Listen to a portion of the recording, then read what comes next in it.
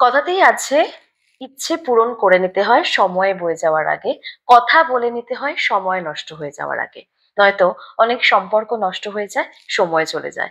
তেমনই এক গল্প নিয়ে আসছে দেরি হয়ে গেছে, যেখানে মমতা শঙ্কর রয়েছেন, অঞ্জন দত্ত রয়েছেন সেই ছবিতে। হ্যাঁ, অনেকদিন পর আবারও এই জুটি দেখতে পাবে দর্শক। হ্যাঁ, হ্যাঁ, হ্যাঁ। আমরা প্রচুর ছবি একসঙ্গে করেছি। যেটা আজকেই আবার একটা মনে হলো যে একটা ভুলে গেছি, আমাদের বোধহয় প্রথমে ভেবেছিলাম 17টা ছবি হয়েছে, তারপরে দেখলাম 18টা। আচ্ছা। এখন মনে হচ্ছে 19, আমরা আরেকটা গুনতে ভুলে গেছি। তো প্রচুর ছবি করেছি একসঙ্গে। মৃণাল দার ছবি, মৃণাল দার ছবি করেছি, বুদ্ধদেব দাশগুপ্তর ছবি করেছি, আহ সৃজিত, প্রতিম, অঞ্জনের নিজের ছবি, আহ আরো মানে প্রচুর প্রচুর ছবি করেছি আমরা। এবং আজ যখন আমি প্রথম আসলাম এখানে সাক্ষাৎকার নেওয়ার জন্য, একটা মিষ্টি মুহূর্ত দেখলাম যখন ছবি তোলার সময় হ্যাঁ। অঞ্জন দা যেভাবে হাসছিলেন, এবং সেই দেখে আপনার হাসি। ও আমাদের, ওরে বাবা, সেই একবার হয়েছিল আমাদের আহ, আহ, গৃহযুদ্ধের সময়। হঠাৎ কি নিয়ে হাসিটা পেলো আমরা জানি না। মানে এবার না শর্ট দিতেই পারছে, এবার হাসিটা যে কি নিয়ে শুরু হলো সেটা মনে নেই। এবার কিছুতে সময় চলে যাচ্ছে, আমাদের হাসি কিছুতেই থামছে না, যতবার শর্টটা দিতে আরম্ভ করছে হেসে মরে যাচ্ছি। তো এরকম হয় আমাদের। আবার এরকমও হয় যে হঠাৎ হয়তো কিছু একটা রাগারাগি হলে কথা বন্ধ হয়ে গেল আমাদের। আচ্ছা, এরকম হয়েছে হ্যাঁ, অন্তর্দার হ্যাঁ, সাথে? হ্যাঁ, হ্যাঁ, হ্যাঁ, হয়েছে। হয়েছে, কিন্তু অঞ্জনের উপর রাগ করে থাকা যায় না, এত ভালো। আর অভিনেতা হিসেবে তো কোনো কথা হবে না, এত ভালো অভিনেতা, আর এত আম, মানে ওর সঙ্গে অভিনয় করে করে একটা হয়ে যায় না একটা আন্ডারস্ট্যান্ডিং। ভীষণ ভালো, ভীষণ ভালো। তবে কথা প্রসঙ্গে মানে আমি আপনার থেকেই শুনলাম সময় চলে যাওয়ার আগে, দিদি এরকম কখনো হয়েছে যে কথা বলা হয়নি বলে সম্পর্ক নষ্ট হয়েছে? সঠিক সময়ে হয়তো অতটা কথা বলা হয়নি। না, না। হয়নি কখনো? হুম। সম্পর্কের সংজ্ঞা কি? ভালোবাসাটা তো প্রথম, তারপরে হচ্ছে বিশ্বাস।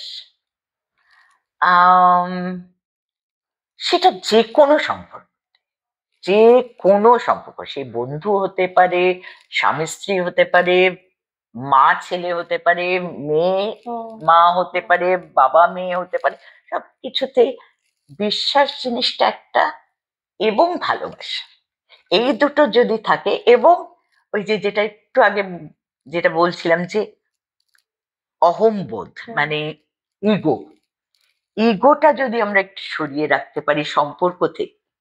যেরকম বাপিদার আমি সবসময় আমরা আমাদের ঠিক থাকি যে আমরা কখনো রাগকে ধরে রাখি না, যে দিনের পর দিন কথা বলছি না, এটা টাচউড কখনো কখনো আমরা করিনি।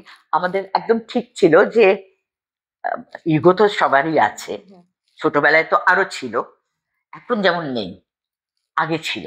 তো বাপিদার আমি, আমাদের ঠিক করা ছিল আমরা ঘড়ি ধরে যদি ঝগড়া হলো এরকম ওই অন্যদিকে চলে গেলাম, দুজন দুদিকে, ঠিক 5 মিনিট ঘড়ি দেখে 5 মিনিট আমরা দুজনেই আসবো, দুজনের সঙ্গে আচ্ছা, কথা মানে বলবো। এরকম নয় যে কেউ আগে? না, কেউ আচ্ছা। আগে পরে না, আমরা ঘড়ি দেখে নেব, ঘড়ি দেখে ঠিক একসঙ্গেই আসবো, এবং একদম মানে সেটাকে ঠিক করব, মানে ঠিক করব, একদম কিছু রেস্ট থাকবে না সেটার, এইটা এরকম আমরা করতাম। তো তাতে না কারোরই ইগোর প্রবলেম হতো না। তো আমার মনে হয় সব বউরা যদি এটা একটু প্র্যাকটিস করে, আমার মনে হয় খুব ভালো হতে পারে। বন্ধু, বন্ধু কারা? আমি একটা শব্দ শুনলাম এইমাত্র, বন্ধুত্ব থাকতে হবে সব সম্পর্কে। বন্ধু ঠিক বন্ধুত্ব কারা?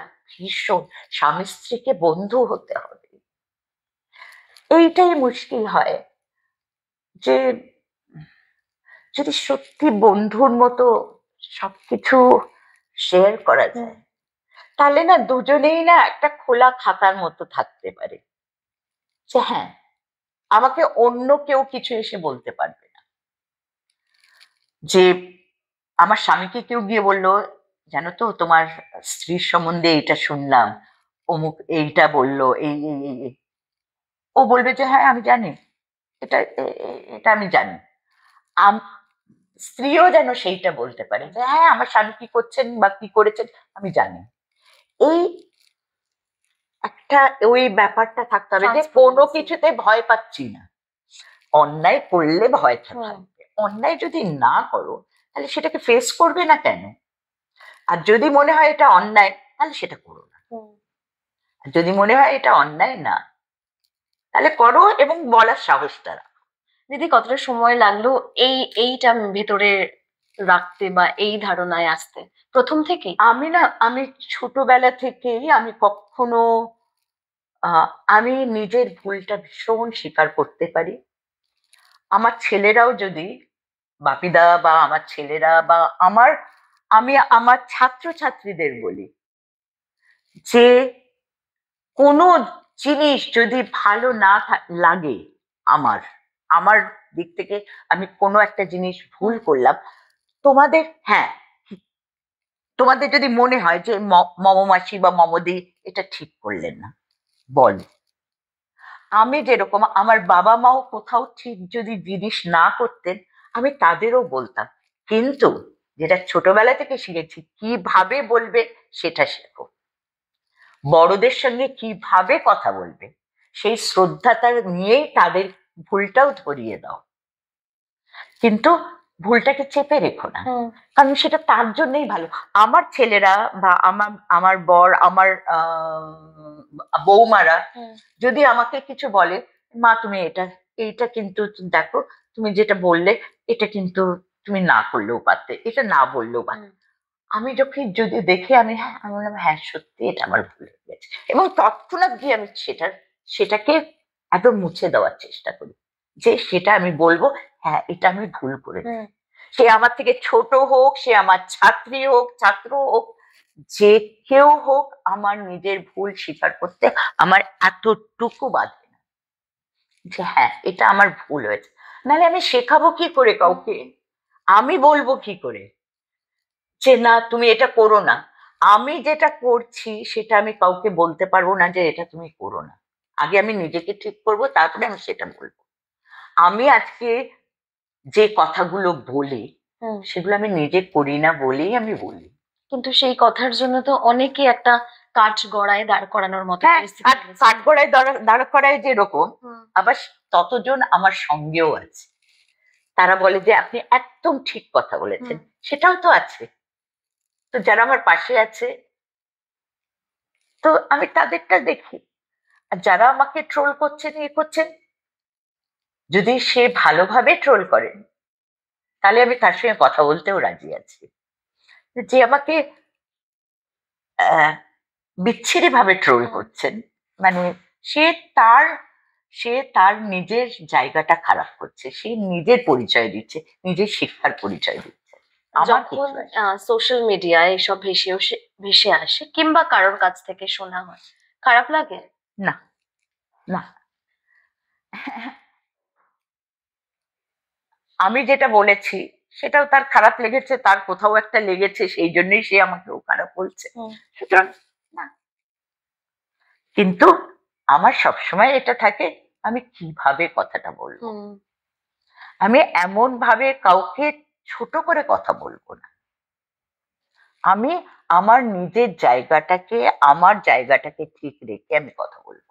আমি যদি তার থেকে বয়সে ছোট হই আমি সেই শ্রদ্ধা নিয়ে কথাটা বলবো।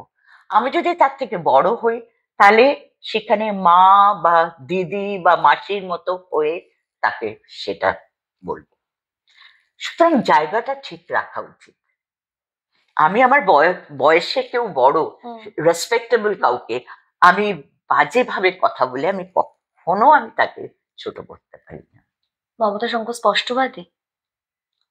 আমার তো মনে হয় আমি আমি কোনো কথা চেপে রাখি না, কিন্তু ওই যে যেটা বললাম কিভাবে বলবো সেটা সেটা আমার বলার।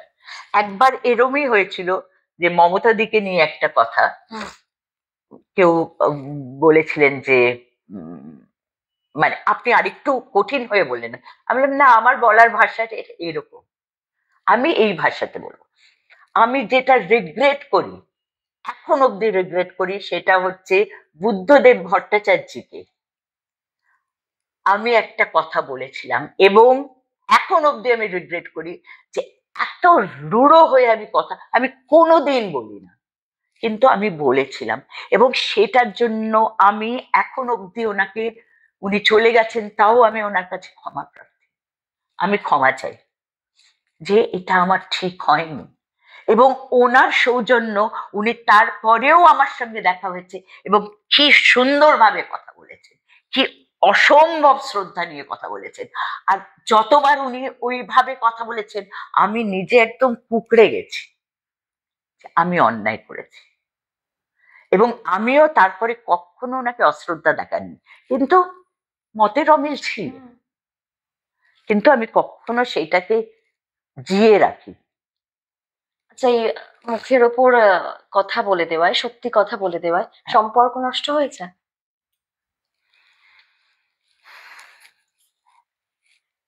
যে যে হয়তো আমার কথাটাকে আমি যেভাবে বলেছি সেটা বুঝতে পারলো না, তার ইগোতে কোথাও লেগে গেছে বা কিছু, যেটা আমি কখনো চাই না, কারণ আমি সেভাবে কথা বলি না। এবং আমি যখনই চান্স পাই সেটাকে মুছে ফেলার চেষ্টা করি, সেটাকে একদম মানে সিল করে দেয় না, আমি সেরকম ভাবে সিল করে দিই। কিন্তু সে যদি না রাখতে পারে সেই জায়গাটা, সে যদি আবার সেই জায়গাটাকে খুঁড়ে আবার যদি সেটা ঘাটাকে আবার উস্কে দেয়, তখন আমার মনে হয় ঠিক আছে, এখানে সে যদি কোনোদিন নিজের ভুলটা বুঝতে পারে, আমার হাত সবসময় বাড়ানো আছে, আমি ডেফিনেটলি তার সঙ্গে হাত মেলাবো। আমি সম্পর্ক ভাঙার একেবারে আহ, কি বলবো, বিপক্ষে? বিপক্ষে। আমি কোনো সম্পর্ক আমি ভাঙতে চাই। তার মানে ক্ষমা করে দেওয়ায় বিশ্বাসী, এড়িয়ে যাওয়ায় নয়। অ্যাবসলিউটলি। বেশ। এই ছবিতে যেটা শুনছিলাম যে রোমান্টিক গল্প তো বটেই, তবে কমেডিরও বোধহয় ছোঁয়া রয়েছে। কমেডির ভীষণ ছোঁয়া রয়েছে, এবং এই যে ক্ষমা, এই নিয়ে কিন্তু গল্পটা একদম, মানে ক্ষমা কি করে দেবেন আবারও? মানে এইটা অডিয়েন্সকে দেখতে হবে, মানে সাংঘাতিক একটা জায়গায় পৌঁছে, এবং সেইটাই অডিয়েন্সের দেখার। আম, আমার মনে হয়, মানে আমি জানি না এরকম কোনো থিম আগে হয়েছে কিনা, আমি জানি না। বেশ।